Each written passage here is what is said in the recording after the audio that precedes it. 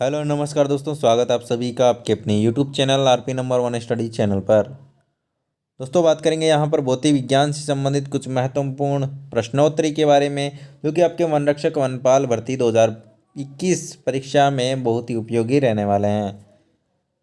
उसी के बाद बताना चाहूँगा दोस्तों, यदि आपने चैनल को सब्सक्राइब नहीं किया है आरपीएन वन स्टडी पॉइंट को, तो सब्सक्राइब कर लीजिए, क्योंकि वनरक्षक वनपाल भर्ती परीक्षा 2021 की संपूर्ण रूप से आपको तैयारी करवाई जा रही है दोस्तों। ठीक है, तो यहाँ पर हम स्टार्ट करते हैं। उससे पहले चैनल को सब्सक्राइब कर लीजिएगा, वीडियो को लाइक और शेयर ज़रूर कर दें, शेयर कर दें ताकि सभी विद्यार्थी जुड़ सकें। सभी को गुड इवनिंग दोस्तों, सभी को गुड इवनिंग। तो चलिए स्टार्ट करते हैं दोस्तों। फर्स्ट क्लास, तो दोस्तों ये आज हमारी चौथी क्लास है, बहुत विज्ञान से संबंधित, साइंस से संबंधित फोर्थ क्लास है। उससे पहले वाली क्लास यदि आपने नहीं देखी तो चैनल पर प्लेलिस्ट में जाइए और वहाँ से देख सकते हैं। तो फर्स्ट क्वेश्चन यहाँ पर देखिए दोस्तों, जल में तैरना न्यूटन की गति के कौन से नियम के कारण संभव है? बहुत ही अच्छा क्वेश्चन है दोस्तों। तो यहाँ पर देखिए आंसर है आपका तीसरा नियम। लेकिन तीसरा नियम है क्या? तीसरा नियम है क्या, यहाँ पर देखिएगा दोस्तों। तीसरा नियम है दोस्तों क्रिया प्रतिक्रिया का नियम। क्रिया प्रतिक्रिया। तो दोस्तों न्यूटन ने थर्ड लॉ में बताया था कि जो भी कोई भी हम क्रिया करते हैं तो उसकी प्रतिक्रिया बिल्कुल होती है, 100% उसकी प्रतिक्रिया होगी। जैसे ही देखिए हाथ, यहाँ पर देखिए दोस्तों, तैरना, तैरना मतलब कि जैसे ही हम हाथों से पानी को आगे धकेलते हैं, हाथों से हम पानी को धकेलते हैं तो हम आगे जाते हैं, ठीक है ना। पानी पीछे जाता है और हम आगे जाते हैं, तो पानी पीछे जा रहा है तो उसकी प्रतिक्रिया क्या हो रही है, हम आगे जा रहे हैं।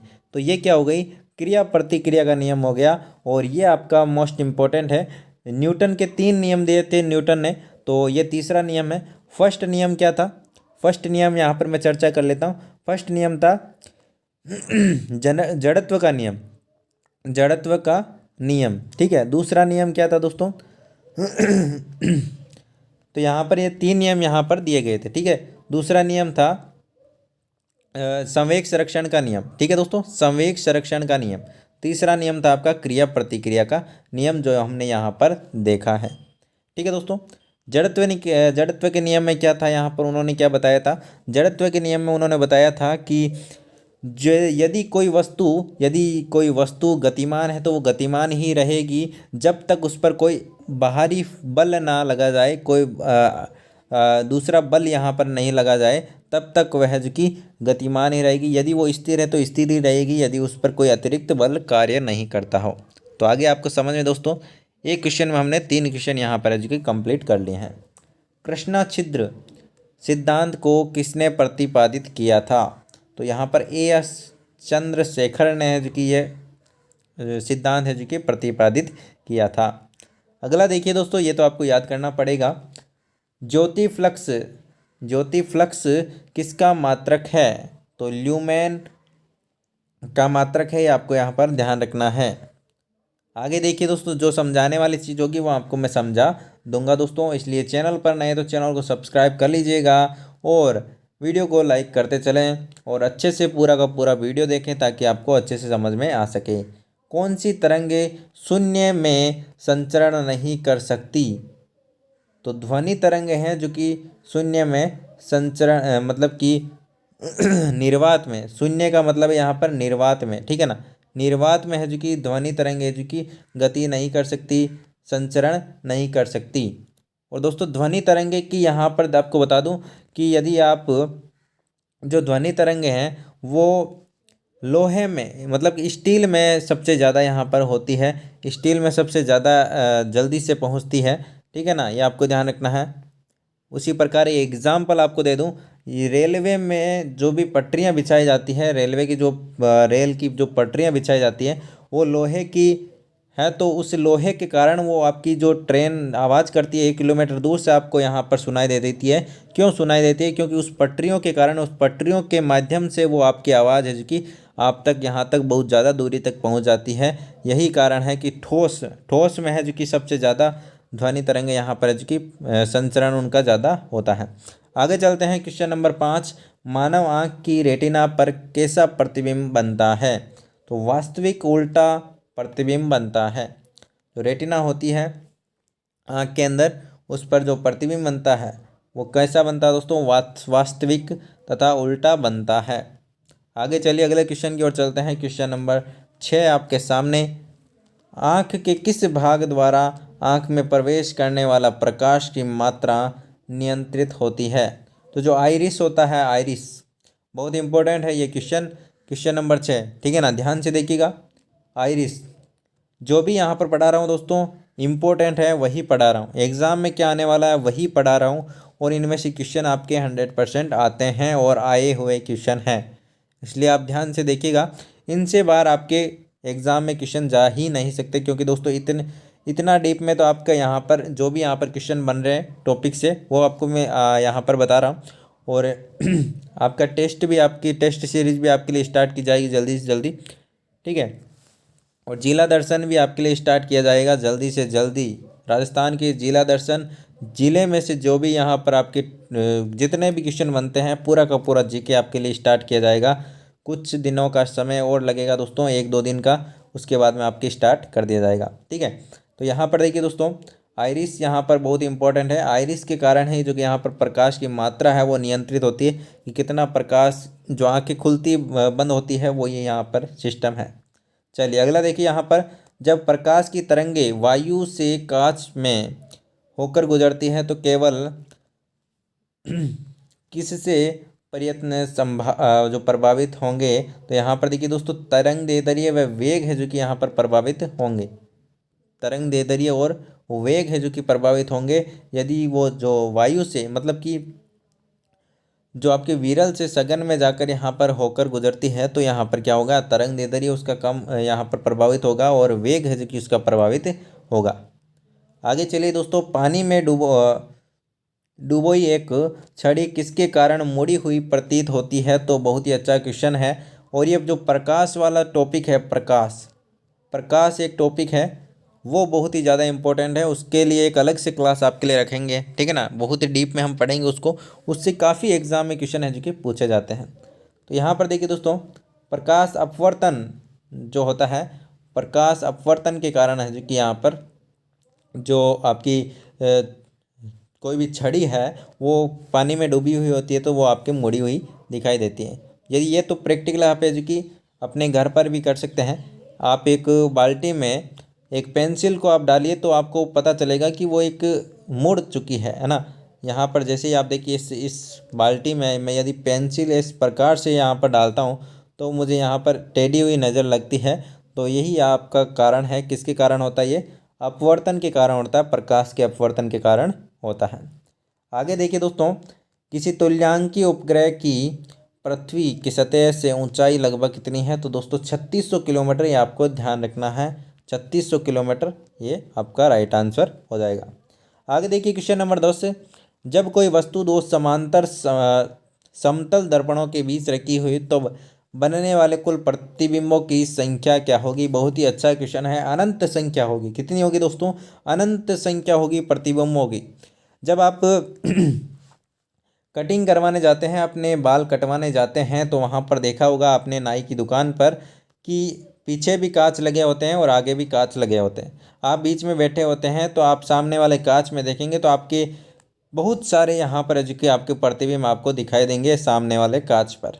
क्यों दिखाई देते हैं? क्योंकि जब पीछे कांच रखा होता है और आगे कांच रखा होता है तो अनंत, मतलब कि प्रतिबिंब बहुत सारे बनते हैं, ठीक है ना। ये आपको ध्यान में रखना है। बहुत ही अच्छा क्वेश्चन है, आप ऐसे ही कर सकते हैं इसको। तो आगे देखिए दोस्तों, महासागर में डूबी हुई वस्तुओं की स्थिति जानने के लिए किस यंत्र का प्रयोग किया जाता है? तो जो सोनार यंत्र होता है, सोनार का प्रयोग किया जाता है। ये किस प्रकार से काम करता है? तो यहाँ पर जिस प्रकार से ये जहाज़ है तो जहाज़ के नीचे जितनी भी दूरी पर जो भी होगा तो आप यहाँ से पता चल जाएगा, ठीक है ना। इसकी जो भी डिटेल्स होती है, ये डूबी हुई वस्तु है कहाँ पर है या फिर कितनी दूरी पर है, तो यहाँ पर ये पता चल जाता है सोनार यंत्र के कारण।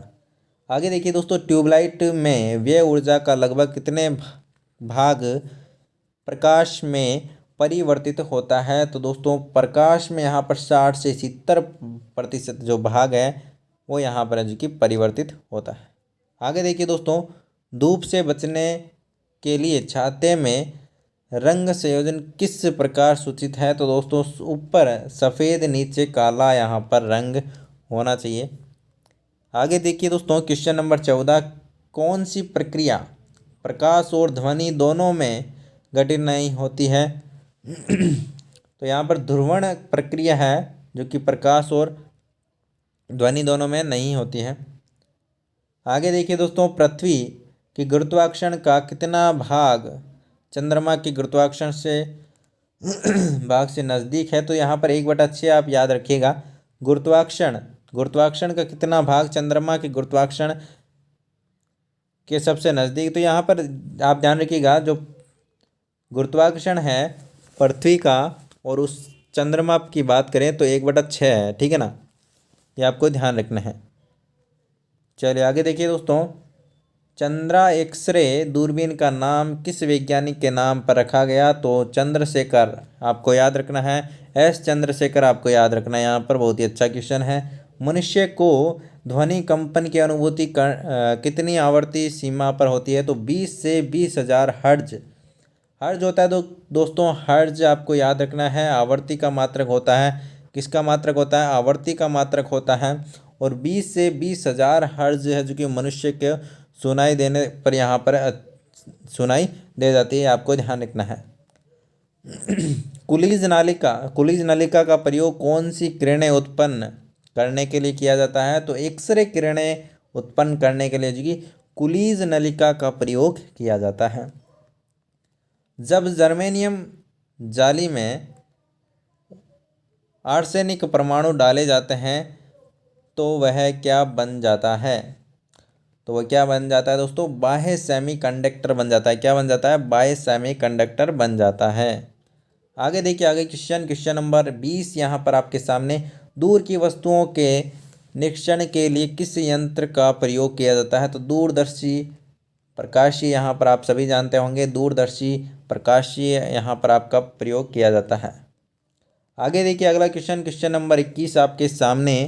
क्वेश्चन नंबर 21 क्या बोल रहा है? निकट दृष्टि दोष दूर करने के लिए कौन से लेंस का प्रयोग किया जाता है? तो जो नतोदर यहाँ पर लेंस है वो यहाँ पर आपका करेक्ट आंसर यहाँ पर आपका हो जाएगा, ठीक है, बहुत बढ़िया। तो यहाँ पर इसका आपको जो निकट दृष्टि दोष है, ठीक है ना, अवतल लेंस यहाँ पर आपका प्रयोग किया जाता है। कौन सा? अवतल लेंस, और यहाँ पर आपको ध्यान रखना है। आगे देखिए दोस्तों क्वेश्चन नंबर 22 आपके सामने, पदार्थ के संवेग और वेग के अनुपात से द्रव्यमान को कौन सी राशि प्राप्त होती है? तो दोस्तों यहाँ पर देखिए भौतिक राशि, संवेग और वेग के अनुपात से द्रव्यमान की कौन सी राशि प्राप्त होती है? तो यहाँ पर द्रव्यमान की भौतिक राशि है जो कि प्राप्त होती है, यहाँ पर आपको ध्यान रखना है, ठीक है ना, P/V बराबर यहाँ पर जो भी यहाँ पर देख सकते हैं, ठीक है ना, भौतिक राशि यहाँ पर प्राप्त होती है। चश्मा प्रयुक्त करने वाले व्यक्तियों को सूक्ष्मदर्शी का प्रयोग है कि उन्हें क्या पहनना चाहिए? तो यहाँ पर चश्मा यहाँ पर आपका करेक्ट आंसर हो जाएगा। आगे क्वेश्चन की ओर चलते हैं। प्रकाश के प्रकारों में से नीला और लाल पौधे द्वारा क्या होता है? तो यहाँ पर जो प्रकाश का क्या होता है दोस्तों? तीव्र अवशोषण होता है। क्या होता है दोस्तों? पौधे द्वारा क्या होता है? तीव्र अवशोषण होता है नीले और लाल रंग का, ठीक है। आगे देखिए क्वेश्चन नंबर 25, किसको नली में तंतु गर्म करके पैदा करते हैं? तो दोस्तों श्वेत प्रकाश को है कि नली में गर्म करके पैदा किया जा सकता है। तो दोस्तों आज हमने पढ़े हैं 25 क्वेश्चन। तो ये 4 क्लासों में हम कंप्लीट करेंगे, ठीक है ना। 4 क्लासों में हम 100 क्वेश्चन है जो कि भौतिक विज्ञान के मोस्ट इंपॉर्टेंट क्वेश्चन, ठीक है ना। तो 25-25 करके हम 4 क्लासों में इसको कंप्लीट करने वाले हैं। तो आज के लिए इतना ही। कैसा लगा वीडियो कमेंट बॉक्स में कमेंट करके ज़रूर बताना। कल हम 26 से स्टार्ट करेंगे दोस्तों, ठीक है, 26 से स्टार्ट करेंगे और 50 क्वेश्चन तक करेंगे। उसके बाद में 4 दिन तक ये आपके भौतिक विज्ञान के क्वेश्चन चलने वाले हैं। मोस्ट इंपॉर्टेंट क्वेश्चन है दोस्तों, ठीक है ना। यदि आप बोलेंगे तो ज़्यादा भी क्वेश्चन आपको करवा देंगे। ठीक है, तो आप कमेंट कीजिएगा वीडियो कैसा लगा, और जो भी डाउट हो तो कमेंट कर सकते हैं। ठीक है, फॉर्म कितने भरे गए हैं वो भी डाउट वीडियो आ चुका है आपका। ठीक है ना, कमेंट बॉक्स में कमेंट करके बताइएगा कैसा लगा वीडियो, और रोज़ क्लास लेने के लिए चैनल को सब्सक्राइब कर लीजिएगा। धन्यवाद दोस्तों, वीडियो को लाइक और शेयर ज़रूर करें।